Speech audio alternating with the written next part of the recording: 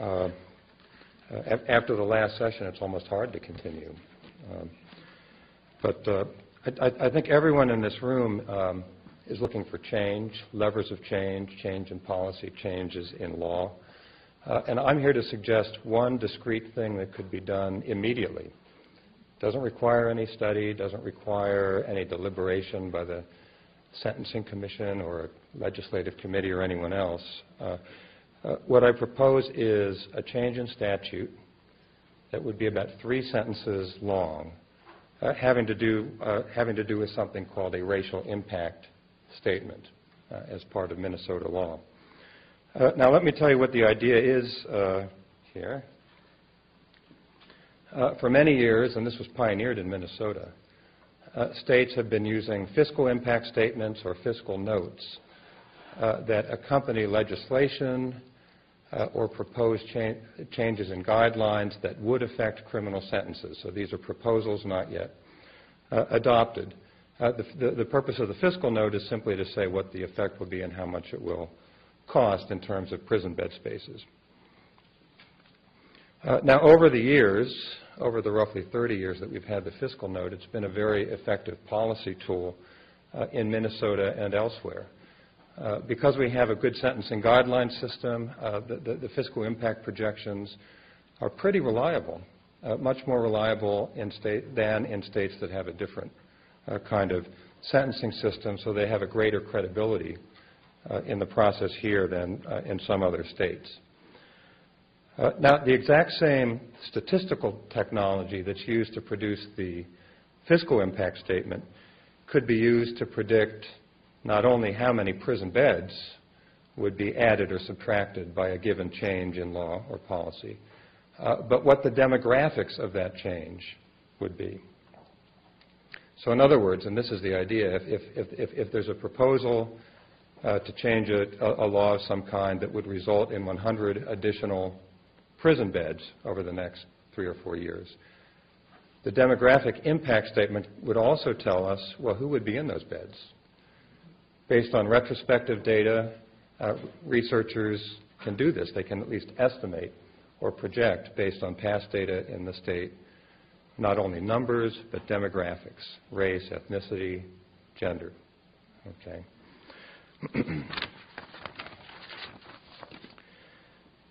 Now, the racial impact statement,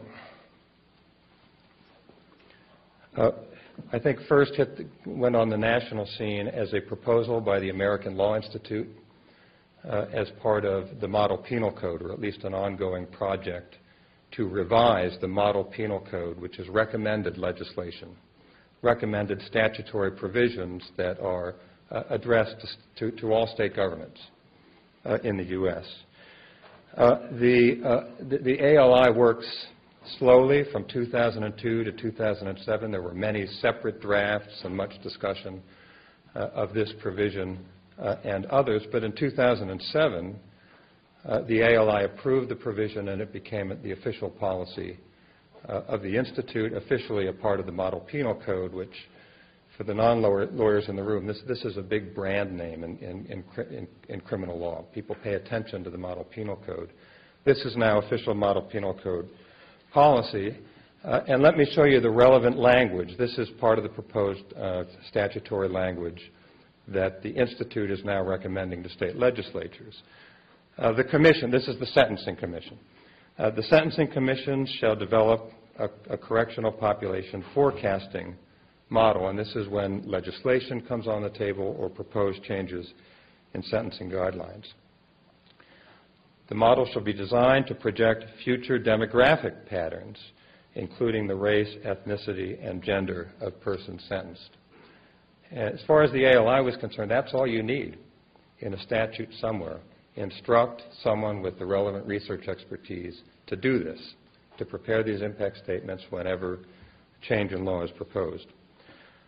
Now, I should say that although this is official ALI policy, this is part of the Model Penal Code. It'll probably appear in criminal law texts now.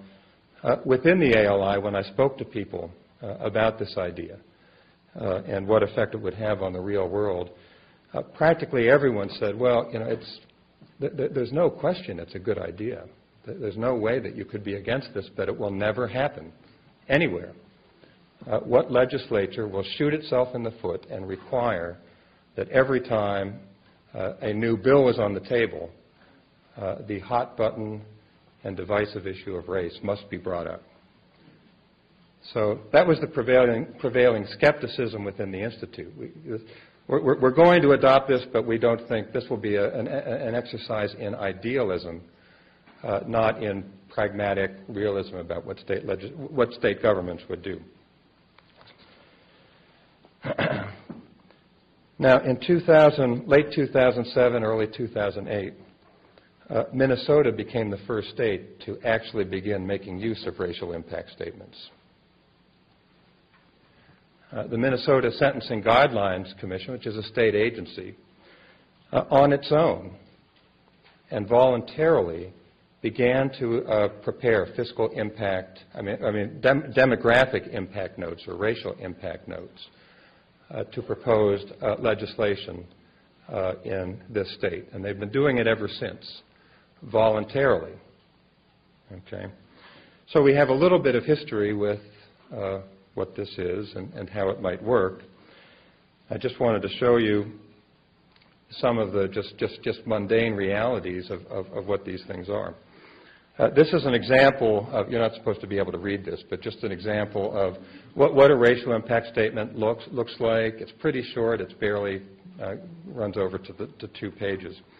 The contents that the Commission has been giving to statements include a chart that shows, and you don't have to read this either, but shows the racial composition of the state population, and then the racial and ethnic composition of persons convicted of crimes, and then the racial composition of the prison populations in the state. And if you were able to read this graph, you would see that for blacks, Hispanics, American Indians, the overrepresentations in criminal justice simply increase at all stages. We've heard about that.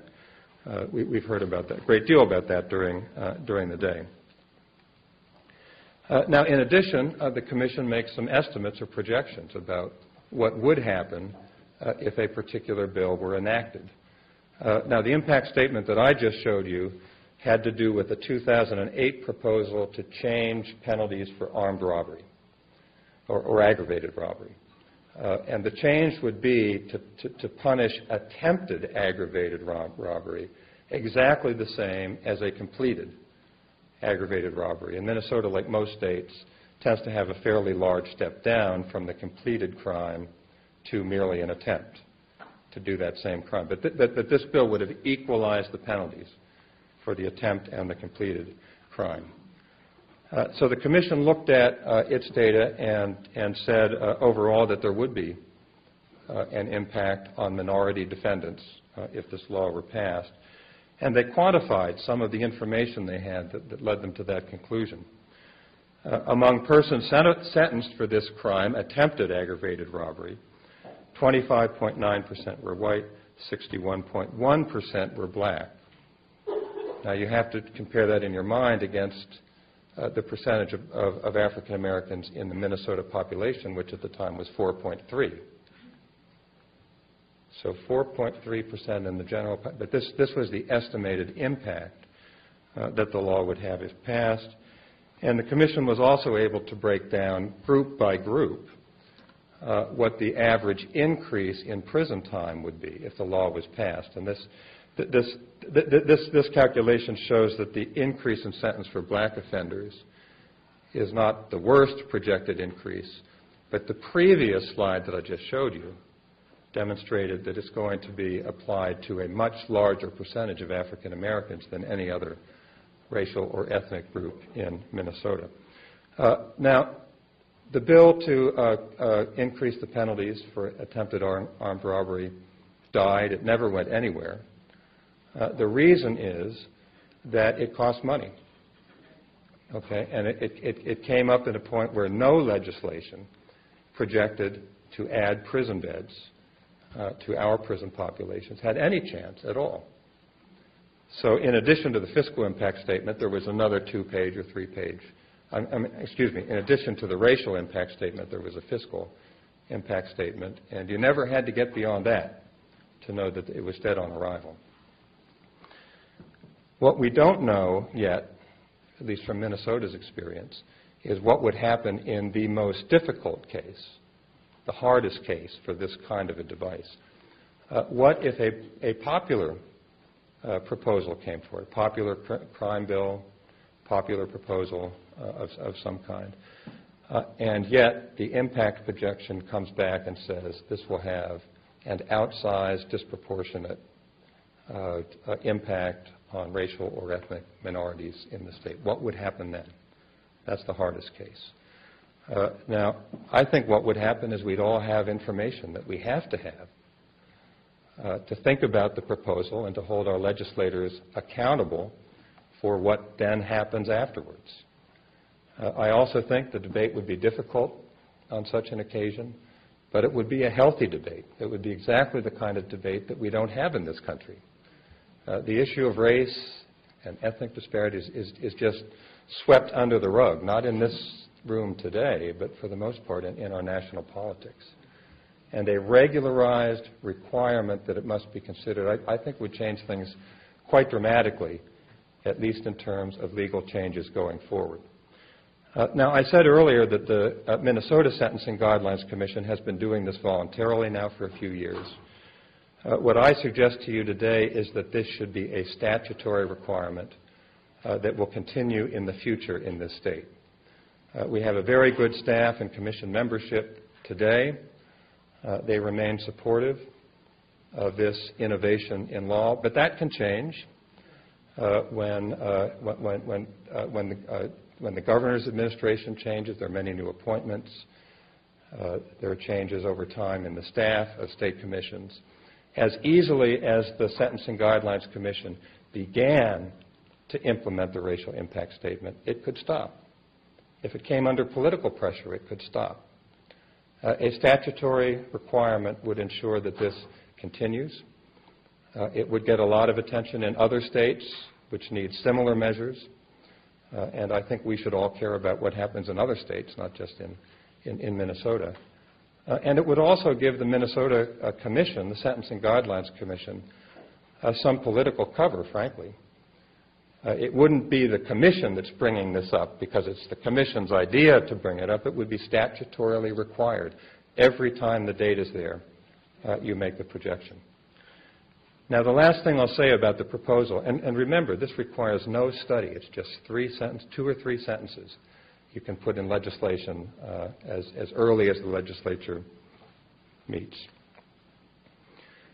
The impact statement, I think, will not only show us or warn us of instances where changes in law will worsen the problem that we have today. The impact statement will also show us when a proposed change in laws would have a beneficial effect on existing racial disparities. For example, if there were a proposal to dramatically lighten or even marginally lighten prison sentences for crack cocaine in this state or in other jurisdictions or nationwide, the fiscal impact, the demographic impact statement, the racial impact statement, almost certainly is going to say this will reduce the existing racial disparities in that jurisdiction's prison population. So if there are 5 or 10 good reasons already to rethink drug sentences in a given place, well, now there's an 11th reason that's backed up by credible data, a proven statistical technology over time. So my recommendation to the committee, I know there are many difficult issues before you. There are many difficult issues before all of us and the state. This is one that's easy. No one has to go away for 2 years and research things. This is a proposal that could go in effect immediately and that generates information that I think will change the course of our future history. So thank you.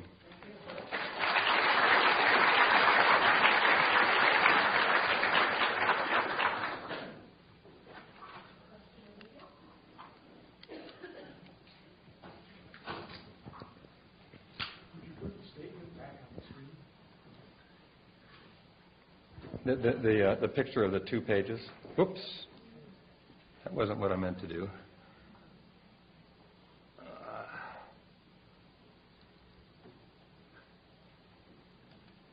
I think I can get there. This isn't my computer. Was that the picture you wanted? Oh, before that. The actual statement. The language. Oh, okay. This? Right. Okay. And the document that this is contained in can be found on the web. If you go to the American Law Institute webpage and the Model Penal Code Sentencing Project, this was approved in 2007. The name of the document, and you can download it, is Tentative Draft Number 1. Okay, it says tentative, but it was officially approved by the ALI in 2007. It's 400 pages long. You're going to have some disk space, but this is one of the provisions in that document. Over here. Hi. Tina Liebling from the Minnesota Legislature. I'm in the House. Hi, Tina. I got to tell you, I think this is very, very difficult. It may be simple to do legislatively. I think it's incredibly difficult to do. And what I wanted to ask you is, aren't you afraid that this could backfire? We heard before about In re Galt and how that started out as an attempt to help minorities, and I just look at something like this and I think, wow, if we're going to have a discussion about race, it's something that usually operates without anybody talking about it, and granted, it would be better to know, I suppose, than not to know. On the other hand, I would really worry about how the discussion would go if we were going to talk about race when we were talking about every sentencing change. And I just wonder if you've given thought to the idea that it could actually backfire and be worse for our sentencing policy, because I could see a scenario where, for instance, with the one you put up there, this would have a disparate impact on minorities. There could be, the debate could go, why do minorities commit more of these crimes? I mean, this could, we all in this room think about it a certain way probably, but I wonder whether the legislature as a whole and whether the public is going to join us in thinking about it in the same way. Mm-hmm. Well, I don't think anyone can be sure how a given change in law would operate prospectively in the future. I can say a couple of things that make me more optimistic than pessimistic about this suggestion. We have a bit of history of the preparation of racial impact statements in Minnesota, and in a way they're surprisingly, well, they're short, they're surprisingly non-incendiary, they're surprisingly technical in a sense. When I read the document itself, it itself does not threaten me. It provides information. I do think, though, you're right that the debate of these issues is very, very difficult for everyone. But Michael Tendre, who's speaking a bit later in the afternoon, wrote a book, a very important book, 16 years ago, called Malign Neglect. Malign Neglect, about race and punishment in America.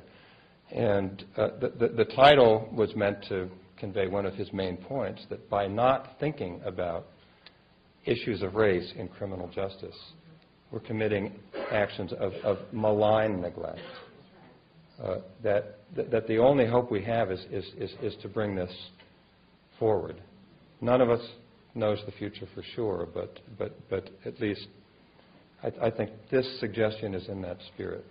The other thing that makes me optimistic is that today, in 2011, we live in a pretty good era to think about criminal justice reform.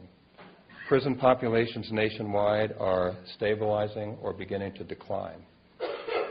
Crime rates are at their lowest level since the late 1960s. The political dynamics surrounding criminal justice, and I think this sort of document, is much different than it would have been, say, in 1993, when crime rates were at their peak.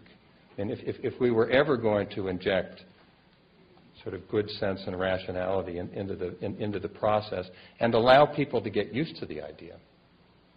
You know, I think once you've had racial impact statements for a couple years, then we'll learn how to have a conversation about them. But I'm more optimistic than I've been for a while in all aspects of criminal justice reform. And maybe that's just because I'm a professor and I sit in my office and don't get out much.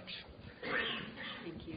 I'm curious, Professor, about whether you think there would be any impact on perhaps the other side of the V in terms of looking at victims of these crimes, and whether the counter to the racial impact statement would be victims talking about black-on-black crime or otherwise crime within the community, and frankly around areas of domestic violence or interfamily crim-sex conduct, there would be a response that said this is helping to keep black communities or communities of color safer because there is a greater desire to punish within in these areas of law. Yeah, no, absolutely. I think that needs to be part of the conversation. I think I've actually written some things suggesting that should be. And one of the things you make me think of is it's a great shame in Minnesota and other states we don't have good quality information about the characteristics or the demographics of crime victims. I think in Minnesota we mostly get it from the FBI, from the police statistics, which are not terribly reliable. Every once in a while we do a victim survey, but we don't have good data. And one of the things I keep telling criminologists and sociologists, whenever social scientists, whenever I meet them, is they've got to start studying this because much of what we know just focuses on race of defendant, not race or ethnicity of victim. And we know in the death penalty it's a huge factor. I don't know, you have the microphone, but... Well, I can project. My question is how something like this would be used. I'm a lobbyist, and there was a bill introduced last year to make the age of the juvenile as to be prosecuted as an adult below 9 years old. Massive racial impact of that. I've never seen a racial impact statement in the legislature. So how is something like that currently used, and for what type of a bill, and how would it be used if it was turned into law? Well, I think right now it's being done only by the Minnesota Sentencing Guidelines Commission. So we're talking adult criminal courts and felony crimes. I mean, it could be extended to other areas. In the juvenile system, we don't have sentencing guidelines. Barry Feld, I think, would be in favor of that. Our statistical information isn't as strong, but it's certainly something that you could apply in that context as well. Was that your question? I mean, when you... That makes sense because a lot of things we look at are not felonies. If you're a misdemeanor going up to a gross misdemeanor, we wouldn't get a racial impact statement. Right. Right. Not presently. I mean, you could make that part of, and a different kind of proposal, but we don't get that now. Yes. In light of the information that we heard in the beginning about the fact that the criminal justice system is not an island unto its own, but is impacted by race and poverty and segregation patterns, et cetera, is there any urging to have the racial impact statement not only be used in the area of criminal justice bills, but also other areas that may affect health, education, or other areas? I haven't made that suggestion. I have 25 years of experience in sentencing law and some sense of how that works, and this is just a small piece of the total problem we have in our society, in our culture, in our history. But it's a small piece that I think in every state, if you were to do this, I think very, very quickly it would be affecting thousands and thousands and thousands of lives. but it's only a small little piece. If someone wants to generalize the idea to other contexts, I'd certainly be interested in talking about that. Okay, I think we're out of time. Okay.